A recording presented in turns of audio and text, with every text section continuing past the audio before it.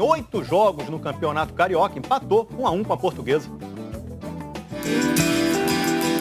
O Botafogo entrou no estádio Giulite Coutinho com uma faixa em homenagem ao cantor Aguinaldo Timóteo. Ele morreu de Covid-19 no último sábado, aos 84 anos. Torcedor apaixonado, Aguinaldo chegou a invadir um jogo. Você sabia disso? Momento baú do esporte.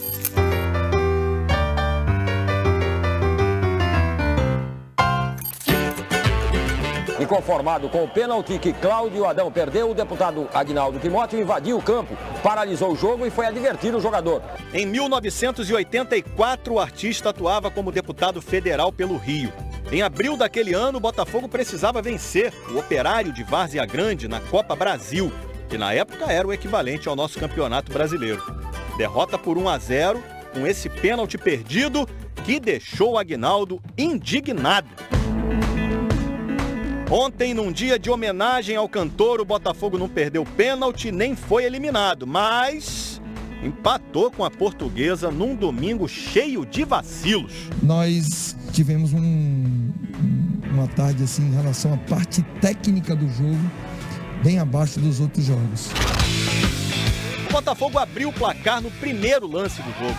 Marcinho cruzou, Felipe Ferreira chutou de primeira. Cruzamento aproveitado, ela veio riscando a área e o Felipe Ferreira chegou para mandar na rede, botando no cantíssimo. A Portuguesa não se abalou não. O Julián dominou o cruzamento do Cafu e chutou pro gol. Dominou com o braço e por isso o gol não valeu. Antes do intervalo, Muniz pegou carona no Navarro e não largou o atacante do Botafogo. Olha aí, o Navarro pediu vermelho e foi atendido. O volante da Lusa foi expulso, mas nem com 1 a mais o Botafogo garantiu a vitória. O que faltou para nós, na verdade, foi a gente ter uma capacidade maior e uma qualidade maior para poder encaixar um passe, encaixar uma finalização, fazer o 2-0 e matar todas as possibilidades do adversário. O adversário, aliás, empatou num golaço. A bola sobrou para o Chay chutar com muita vontade. 1-1. Golaço no ângulo, uma forquilha onde a coruja dorme, matou de frente, fuzilou para empatar no jogo. O Botafogo quase fez o segundo no finzinho. Um lance meio doido, né? Chute do Marco Antônio, bateu na trave, o Luiz Gustavo ainda salvou o rebote do Matheus Nascimento. 1-1 e o Botafogo, por enquanto, está no G4. Mas pode ser ultrapassado por Madureira e Fluminense, que ainda jogam na rodada.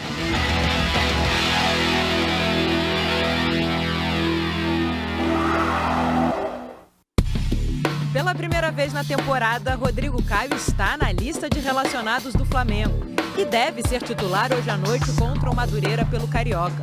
O jogador sofreu uma lesão na coxa direita ainda na reta final do Brasileirão passado e abriu mão do recesso para se tratar. As lesões já tinham marcado a temporada passada do zagueiro. E depois de um 2019 em que foi um dos jogadores com maior número de partidas pelo Flamengo, Rodrigo Caio esteve apenas em 32 dos 70 jogos disputados pelo time na última temporada.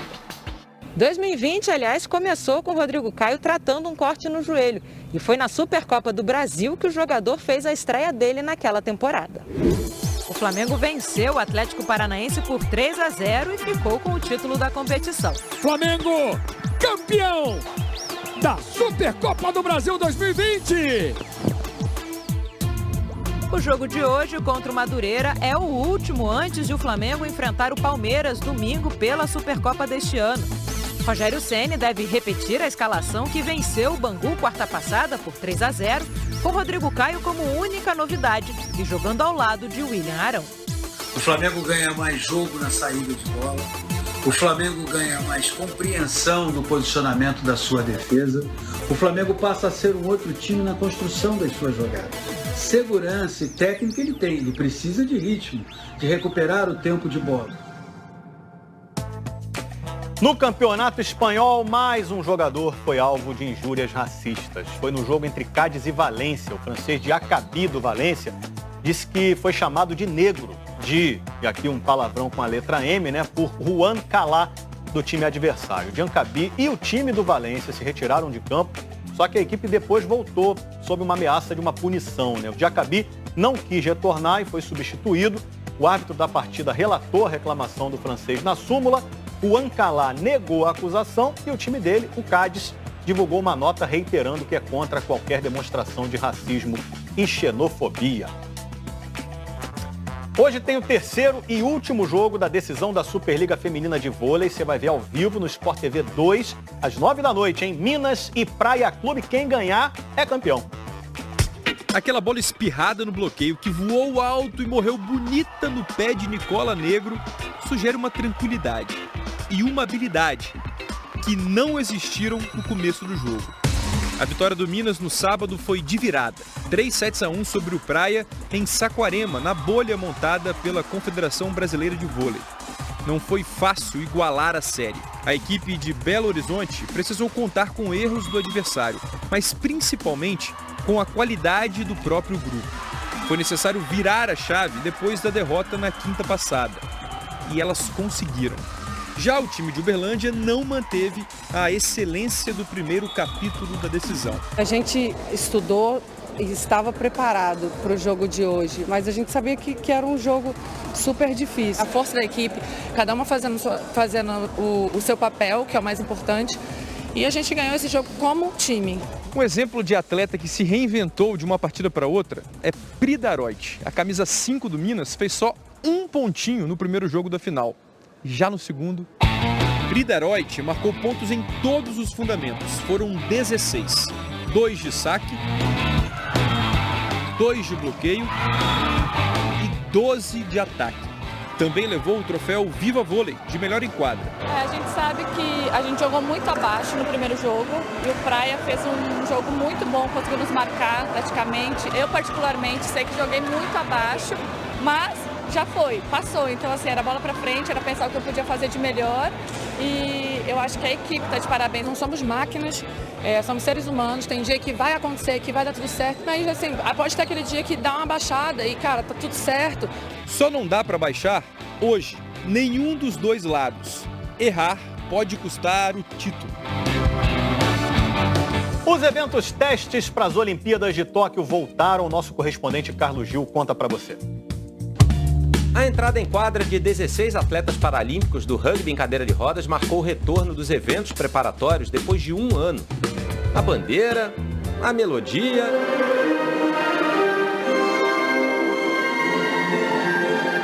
podem ser um bom presságio, mas dessa vez foram apenas coincidência. O jogo simulado era Brasil e Japão, com japoneses dos dois lados. O que estava sendo testado mesmo era a operação do ginásio, dos protocolos oficiais aos que serão adotados para a prevenção da Covid, como higienização de piso, bolas, equipamentos. Será elaborado um relatório de procedimentos a ser compartilhado com os comitês olímpicos e federações internacionais. Até o fim de maio estão previstos outros 17 eventos teste, alguns nesse modelo, outros com a presença de torcida e atletas até mesmo do exterior. É claro que, para esses casos, mudanças de planos são mais prováveis. O único teste com portões abertos confirmados, por enquanto, será o do atletismo, programado para 9 de maio no Estádio Olímpico.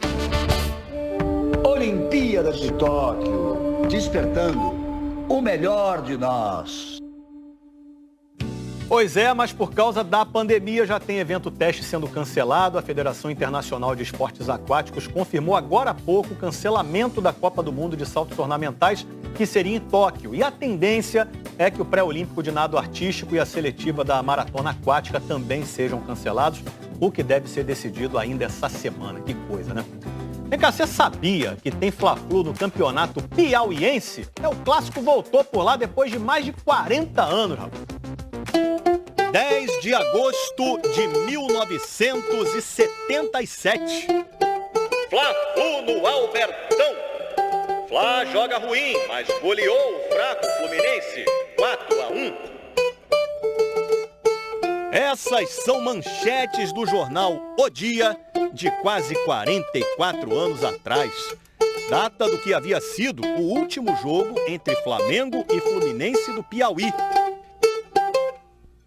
Mas agora o último confronto desse clássico piauiense está bem mais recente. Foi sábado, pelo campeonato piauiense. Flamengo e Fluminense no Piauí, de fato nasceram por influência dos times do Rio de Janeiro no futebol do Piauí. O primeiro que surgiu foi o Flamengo, em 1937. Mas já foi porque o seu fundador, senador Raimundo de Arelião, que era torcedor do Flamengo do Rio de Janeiro, sentiu-se incomodado com um Botafogo que existia em Teresina e que era campeão todos os anos.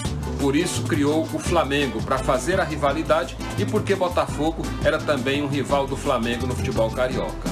Aproveitando este detalhe, os dirigentes do Automóvel Esporte Clube, na década de 40, resolveram modificar o nome do clube de Automóvel para Fluminense, tentando pegar o filão dos torcedores do Fluminense do Rio de Janeiro que residiam em Teresina. Portanto, nenhuma dúvida de que a origem dos dois clubes nasce da influência do futebol carioca em nosso estado. A disputa nas rouparias é entre pai e filho. Seu Raimundo, roupeiro do Flamengo, pai do José Nilton, roupeiro do Fluminense. Profissão passada de pai para filho.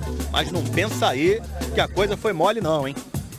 Aí eu chamava para ele, digo, por que você chega atrasado? Aí ele abaixou a cabeça e disse, não, papai, eu vou trabalhar para lhe ajudar. Tudo o que eu sei hoje, graças a Deus, aprendi com ele. Bora pro jogo então. O Fluminense saiu na frente com o Júnior Chicão de cabeça.